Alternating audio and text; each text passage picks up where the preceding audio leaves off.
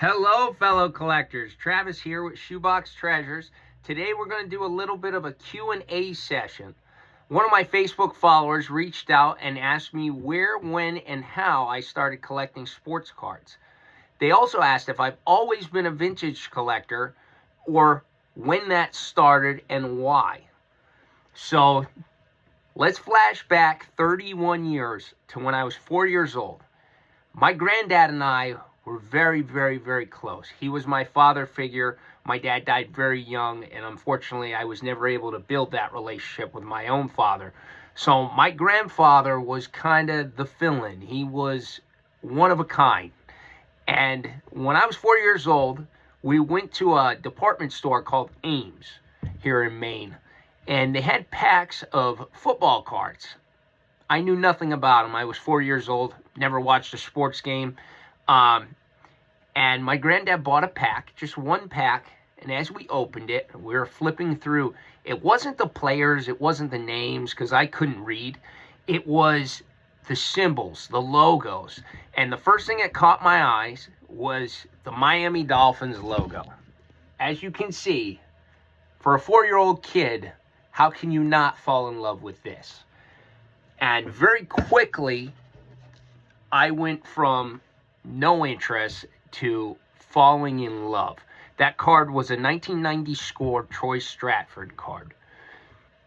Through the years, I continued collecting. Nothing serious, just if we went to the store, I'd pick up a pack of cards.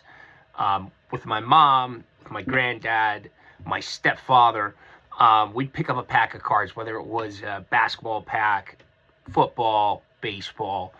My granddad went on a trip to Missouri when I was probably, 6 or 7-ish. And he came back with what I now refer to as a monster box full of junk wax era, Griffey, Bonds, Clemens, Sosa. And most kids, they're looking for the players and they're so invested in the sport. For me, it's always been history. I've always had the natural gift to hear something once, a stat, where they came from, who they were drafted, home runs, totals, and remember it. And the biggest thing that taught me how to read was the back of the cards, the information. And I would sit there and I would memorize and I would study every stat, every number, every line. And it gave me a real passion and love for history of the game. As I got older, the collecting continued, but it wasn't one sport. It was more hockey, baseball, basketball, football. I even collected a little bit of racing. My granddad passed when I was 12, and that really, really shattered me in a lot of ways. But one thing I've always kept with me is that love of collecting sports cards. And that first pack feeling, whether it's the day I started or just yesterday. Every time I get a new card for my collection, I fall in love with that card. And I'm always looking for more, and I'm always chasing. Through the years, what I've collected has changed. My longest collecting was probably Miami Dolphin cards. I did that for 15 plus years, to the point where I had over 200,000 Miami Dolphin cards. And other than maybe a couple scarce autograph, I had every Dolphin card you could possibly own. And in a lot of cases, I had 50 to 100 copies.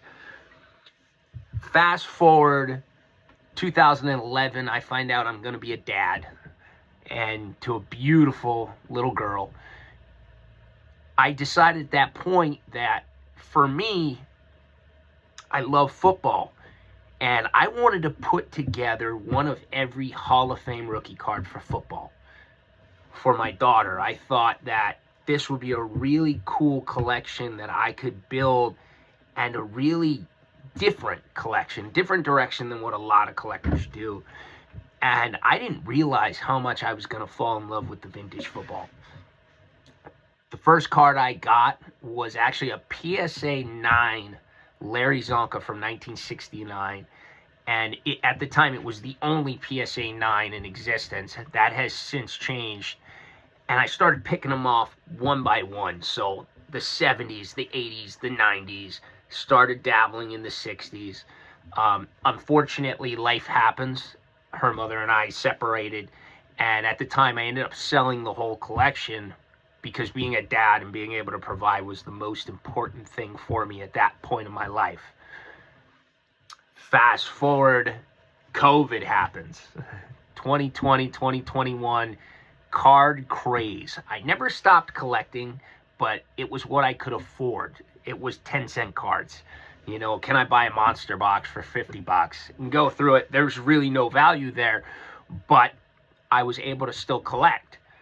And COVID gave me the opportunity to get back into trying to put the vintage Hall of Fame collection back together. And very quickly I realized that I would be able to tackle again 2000s, 90s, 80s, 70s, and 60s pretty easily. The early 60s were really tough. Your Allworth, your Dawson, really anything from Fleer, Billy Shaw, those guys were really hard to get. Namath was pretty easy for me to hunt down. But then when I started getting into the 50s, that's when I really started to struggle. Your Otto Grahams, Tom Fears, your Night Train Lanes, Unitas, Star, Horning. I really had a hard time chasing those down. When I got the Jim Brown, though, I ended up meeting a guy who tried to do the same thing I was doing. And he ended up filling a lot of positions for me with the 48 Leafs, the 49 Magic, the 50 Bowman. He ended up filling a lot of positions for me that I didn't have at that time. And I got down to one. And this year I ended up going to the National. I had one goal in mind, and that was to come home with a 1935 National Chickle Bronco Nagurski. And down the line, I will do a special on it. I did end up finishing it. I completed the entire collection. And I'll tell you, it was incredible. I ended up crying in a hotel room with the guy I bought it from. His name is Brian. And gave him a big hug, and it just blew me away that I was able to finally do that. But the collecting didn't stop. I continue to collect every day. I'm always looking for new vintage, whether it's 70s, 60s, 50s, 40s, 20s. If I find it, I will buy it. A lot of times I pay well over comps. Very rarely do I pay under comps, because I want the cards, and I've been blessed to have the means to collect what I like. And I have a very supportive wife, and my kids are very supportive as well.